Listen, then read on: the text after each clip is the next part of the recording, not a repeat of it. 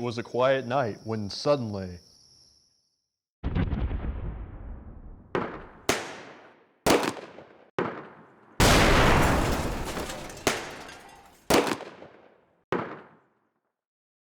Arkansas was still wild. Western Arkansas was a fairly lawless area. By 1902, law enforcement and others were trying to get rid of that bad reputation. Clarksville was known for a long time as Bloody Clarksville. One of the people working to change that was Sheriff John Powers. Sheriff Powers was born in 1863 at the height of the Civil War. And the time immediately after the war, up until he became sheriff in 1888, was a very tumultuous time in Johnson County. He had started as a deputy for E.T. McConnell, who was the sheriff of Johnson County at the time. So at 19, he began his law enforcement career, and he had dedicated his whole life to doing that. Other than law enforcement, John Powers worked to make the city of Clarksville better in other ways. He had quite an effect on the community. He was very beloved by all citizens. The story is told that he filled the widows' wood boxes every winter to make sure the widows in Johnson County had plenty of wood. It was things like that that he did to help the people, just everyday things. 4 men came into Clarksville to see if they could make their fortune, 2 of which, Frank Underwood and John P. Dunn, were professionals in their specific trade, which was robbing banks. The time that they took to study, they came into Clarksville 2 weeks beforehand and studied the location, studied the movements of the sheriff and his deputy at night, and they had a good sense. They had even gone into the bank and checked out what kind of safe. They found that the safe was out of date for its time and easy to crack.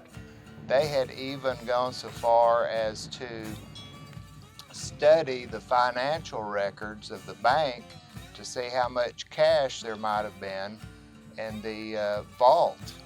So they knew. They had the final paperwork on the year 1901, so they knew about how much money was in the bank.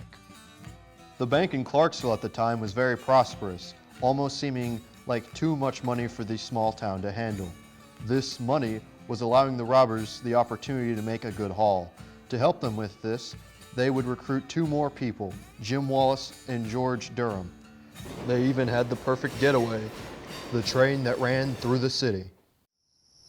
In the morning, the 4 go and take their different positions. Underwood and Dunn sneakily break inside the bank, while Wallace and Durham take guard towards the front and rear of the bank nearby an alley, between the bank and the building next to it. This alley still remains even unto today. Underwood applies nitroglycerin, the explosive liquid found in dynamite, around the door to blow it off the safe. What he has yet to realize is that he has not used enough. Next door to the bank and across the alley, not known by the robbers, was Sheriff Powers and Deputy Joe King's apartment. The sheriff instantly deduced that someone must be trying to rob the bank. Without a second thought, or even getting fully dressed, he gets out of bed.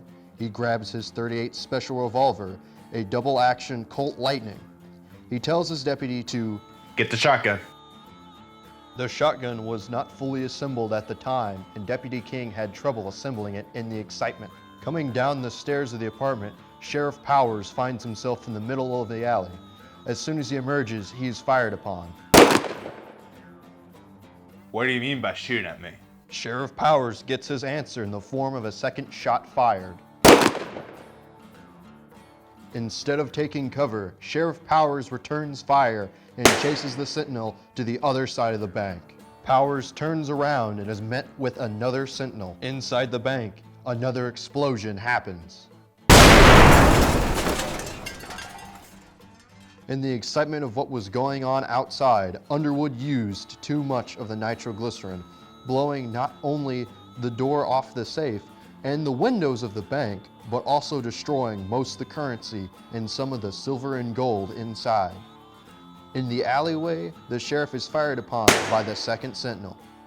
The sheriff returns fire and pushes the sentinel back into the street and into the safety of a nearby pavilion. The sheriff then tries to enter the bank. He and Dunn begin shooting each other. Underwood is frantic due to being around flying bullets and having a vial of nitroglycerin in his coat pocket. Underwood calls out to Dunn. "You can't scare him, John. You'll have to kill him." Dunn fires again, hitting the sheriff with a fatal wound.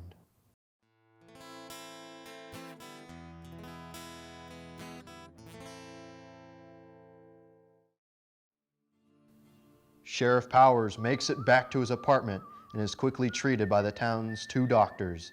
Sadly, Sheriff Powers does not make it to sunrise.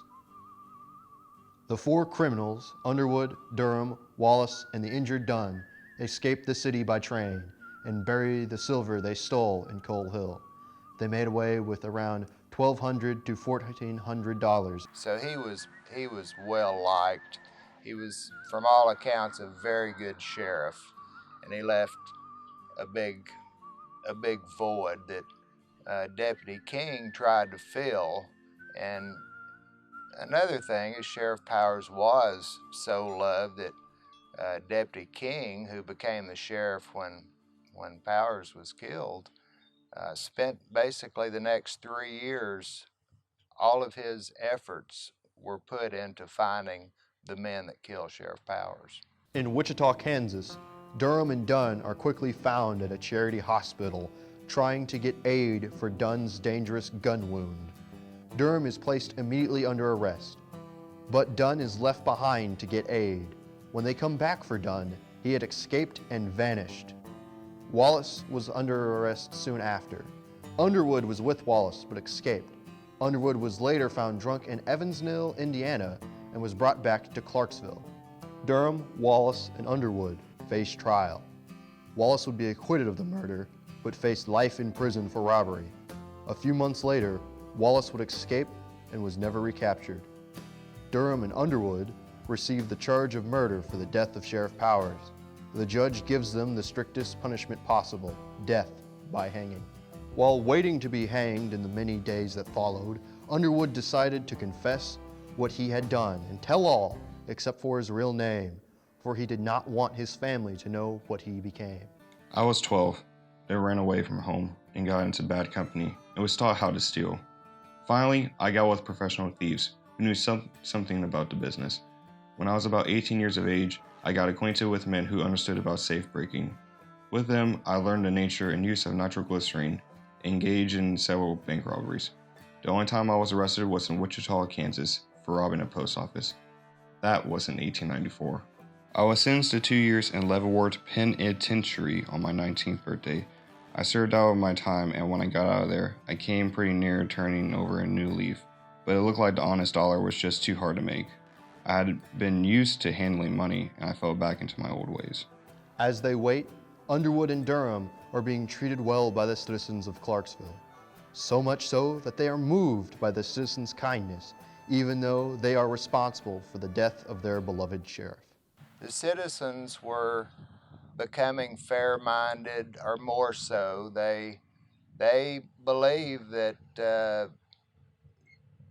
a person should be given a fair trial, and then if they were found guilty, then they would be dealt with. When it came time for the guilty to be dealt with, the town constructed the gallows with a wall all around it.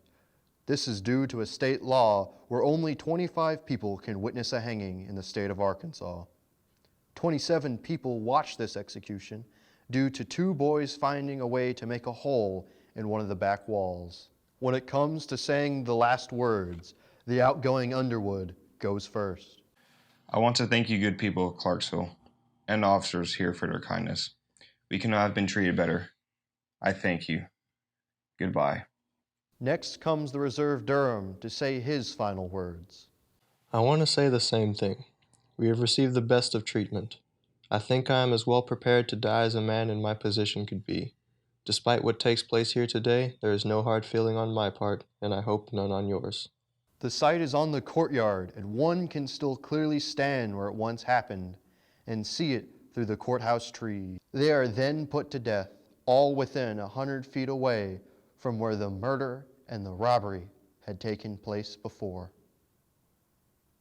Although some in attendance found it to be less of a hanging and more of a strangling, due to the town not using a more experienced executioner. They thought that it took the executioner too long for the hanging to kill Underwood and Durham.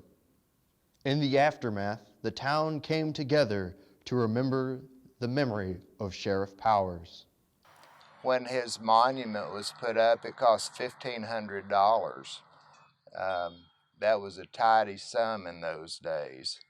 And his sister Lula put in the last $75 to make the $1,500. But all the citizens erected that huge monument at Oakland Cemetery. Later, the town would honor Sheriff Powers in an exhibit in the Johnson County Historical Society Center and in a fallen officer's memorial nearby the courthouse. But what happened to John Dunn? In 1930, they believed to have found him in Las Vegas, living under the name James Brun. He was brought to Clarksville for trial, but was acquitted, for there was sufficient doubt for him to be not John Dunn. Although this story has the makings of a spaghetti western, it is not known much outside of Clarksville, Arkansas. Very few people know what actually happened that night.